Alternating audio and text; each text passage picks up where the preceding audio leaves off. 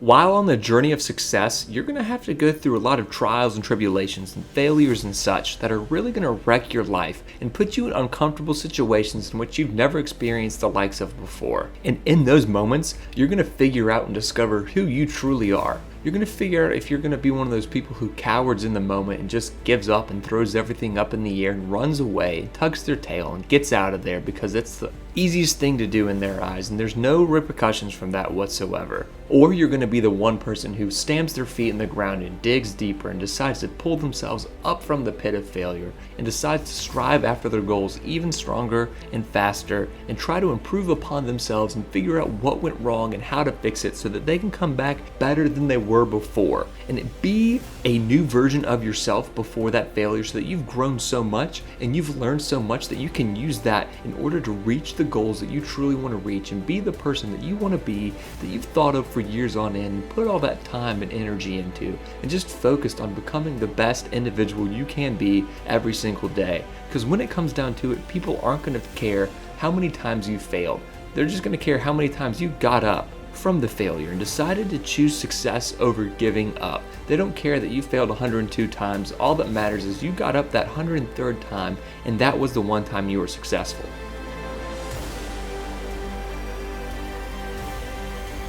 But the other issue was, would I do it? Would I take the time away from my business? You know, I run 7 little companies here. They make a lot of money. I mean, I do pretty well for myself. I got the real estate. This is all pre-COVID. This is January 2020. The reason I did it was because the number one question people ask me is, bro, if you didn't have anything, what would you do? Number one question, it doesn't matter whether I'm in Dubai or Detroit. So I was on the high of my life, you know, spending time with all these freaking celebrities at our growth conference with 12,000 people. And I leave there, they drop me off in a city, it's 15 degrees, they give me my $100, take away my phone, give me a new empty phone, a piece of shit truck. And when I say a piece of shit truck, bro, I'm telling you, the truck scared me. I mean, I'm the guy out there for 25 years been shouting, regardless of your handicaps, regardless of the obstacles, no matter what's going on, with the right attitude and the right strategy, you can do anything.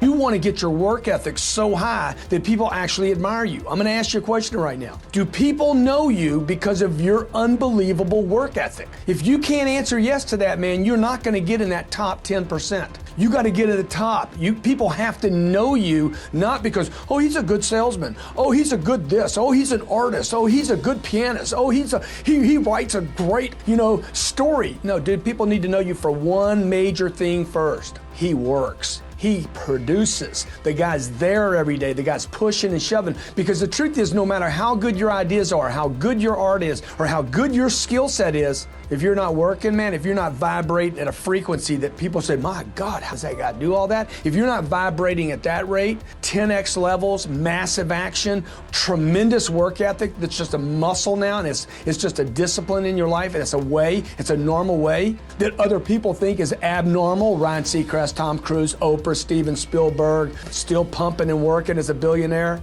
Look, if you're not working at that level, you're not going to make it. Get your work ethic in, man. It's the American way. Work ethic. Check it out.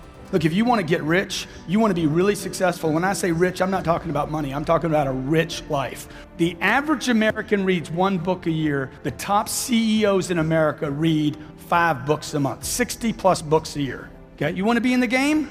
Read. I buy books.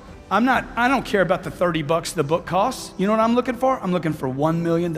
Every book I open, I'm looking for $1 million. Okay? I quit looking for $10. I did that when I was a kid. I'm looking for millions now. When I go into an organization, I want to do the easy stuff, not the hard stuff. I don't want to change a guy's clothes, his location, and everything. I just want to change one little thing. So today I'm talking to you about, man, change what you're reading every day. Change what you're reading. Change the influence of your getting. A guy gets this book. We heard this last night. He's on the audio version of this book. He goes from $30,000 a month in income to $80,000 a month in income in 1 month.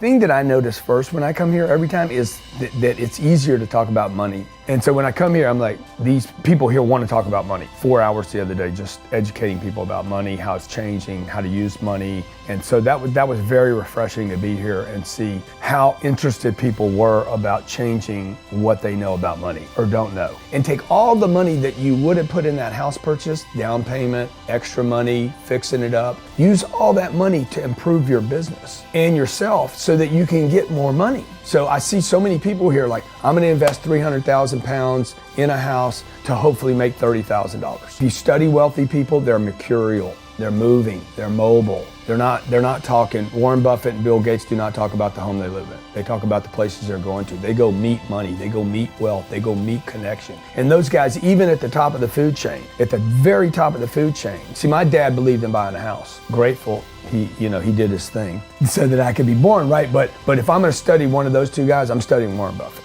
Thanks for watching the video. Please like and subscribe and let us know what you thought down in the comment section below.